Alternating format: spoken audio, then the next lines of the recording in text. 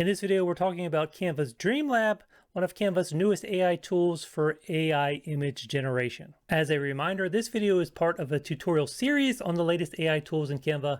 So if you want to check out some of those other videos and learn all about the different AI tools in Canva, just check the description below this video and you'll find links to all the different videos that are part of this series. As a second reminder, I do have a couple of free giveaways that are complements to this learning series.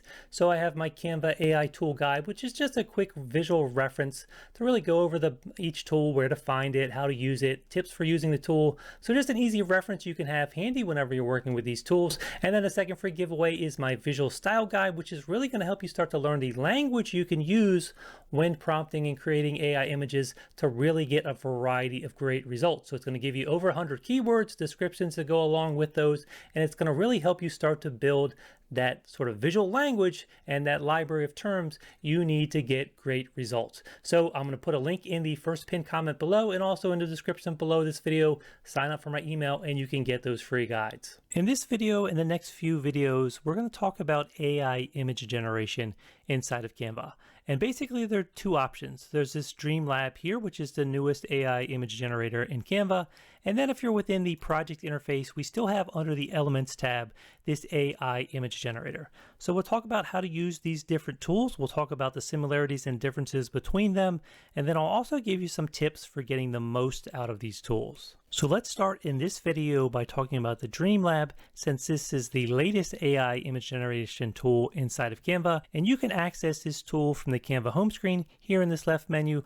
Or if you happen to be on mobile, you may not see that menu immediately, but you can use this sort of accordion style icon in the upper left. You can open that menu and then you're going to find Dream Lab right here within that menu. So you can just go ahead and click on that Dream Lab icon and it'll take you to this home screen for the Dream Lab. And this is where you're actually going to type your prompts here and create images. And as you do, past creations that you have will show here down on the screen.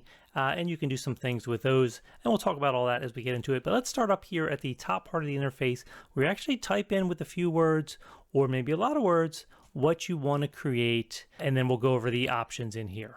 But let's start by just mentioning the differences between free and pro Canva accounts in terms of your access to this tool and how much you can use this tool. So if you are a pro Canva user, you're going to get 500 monthly credits. You reach a new month, those credits are going to roll over, reset to 500. So right now, a new month has just started for me. So I have 500 credits here, and you can see this number here in the upper right, and you'll see how that updates as we create things here inside the Dream Lab. Now, if you're a free Canva user, you're going to have something much less than this. I think it might be 25 currently, but that could vary. And is that going to reset monthly? I'm not sure. So just know that you do have limits on this, and you're going to get a lot more access to this tool if you're a pro Canva user. 500 is actually quite a lot. You'd have to really use this tool a lot to run out of that 500 monthly credit allotment.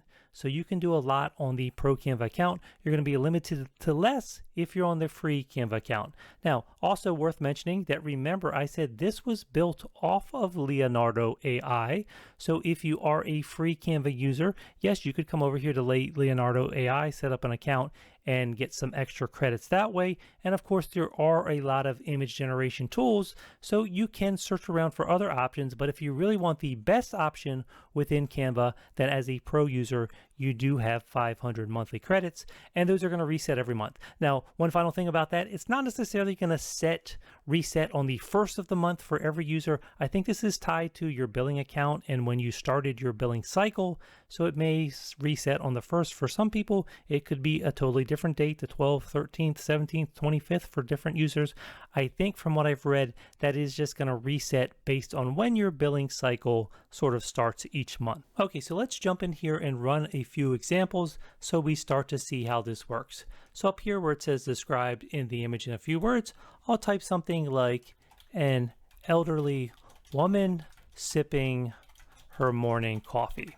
Okay, so you type in a prompt, you can hit create, but before you do, down here you can choose a style and you can choose a size. So under style, they have this smart option, and then you have all sorts of different options. So if you wanted to return an illustration, you could set it to illustration for your style here. You could come down here and choose minimalist, moody, portrait. So you have all of these different art styles. Now, I will tell you, you can even set it to none. I will tell you that I almost always just leave it on this smart setting here. And that is because when you do that, it's going to try to use its sort of AI brain to determine what the most appropriate style is based on the words you use in the prompt. Now, the reason why I leave it to smart is because I almost always tell it precisely what sort of visual style I want within the prompt. So that's just part of prompting strategy, which we'll get into. But you can come in here and experiment with these different choices to see what styles you like. But for me, I almost always put in the prompt what sort of style I want, and because of that, I usually leave the set to smart. Now, the other option here, you can come in here and tell it what dimensions you want it to return in terms of the width and height of your image. So you can set it to 1 to 1, 16 to 9 if you want that widescreen sort of full HD format, 9 by 16 if you want an image that's maybe vertically aligned for something like a smartphone usage, like maybe an Instagram story.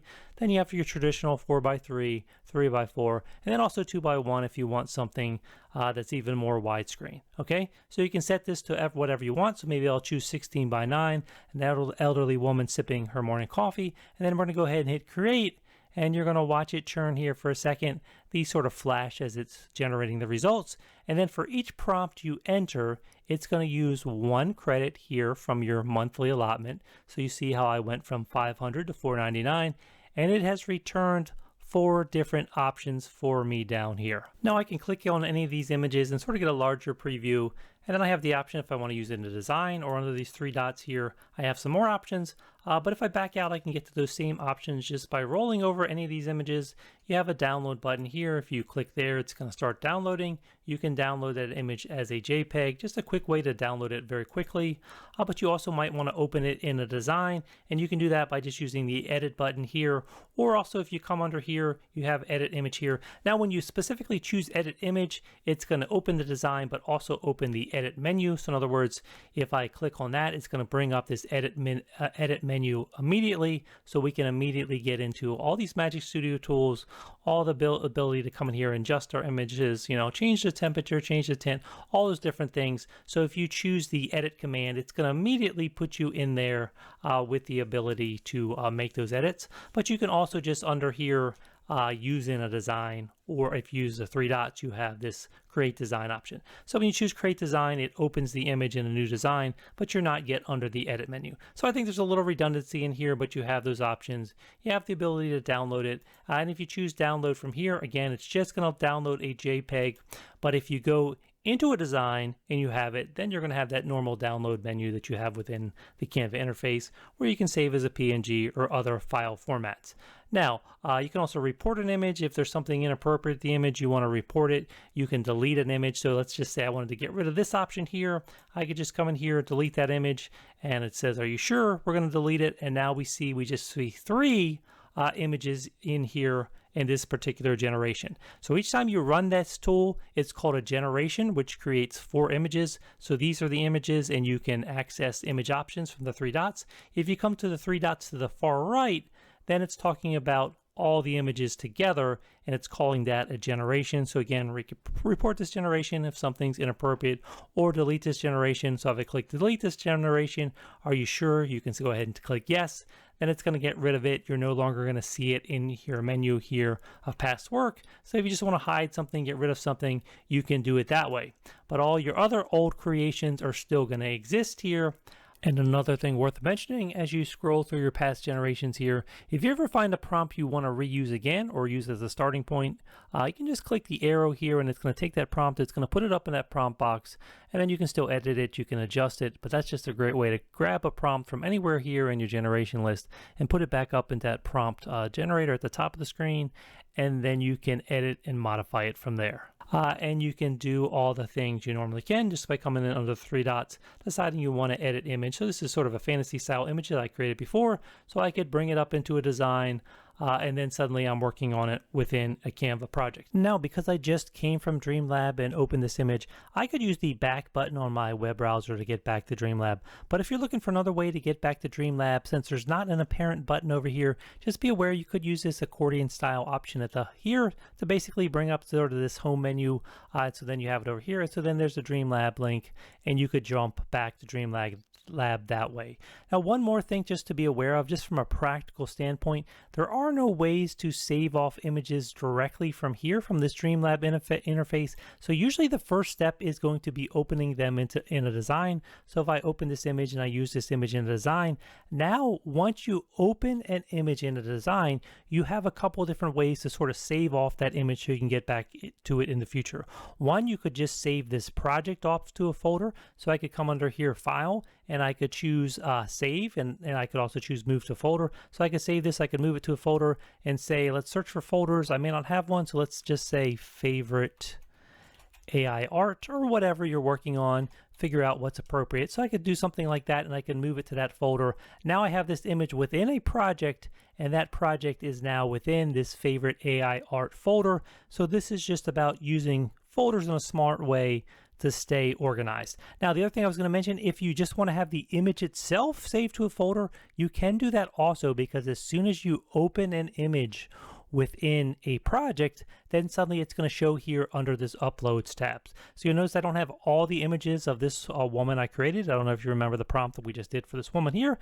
We don't have all of those because I didn't open them all, but the ones I did open show up here. And so now if I wanted to check on that image and then save it to a folder, move to a folder, then I could do the same sort of thing where I can move that image to a folder. So now within that folder, I have both the project for this image here, but then also this image itself as a standalone image. So just be aware, you can save projects to folders, you can save images to folders, but if you want to save off any of these AI images, you got to first open them in the project, then you can save off the project, or you can save off the image under that Uploads tab, because that's where you would then see the image. Okay, so those are just the basics for using this Canva Dreamlab for creating AI images. In an upcoming video, we're really going to dig into some of the techniques you can use to get even better, even more creative results. So we're going to get to that in a second, but first let's just do a quick video on the AI image generator within the project interface, just so we can see how that differs slightly from the Dreamlab,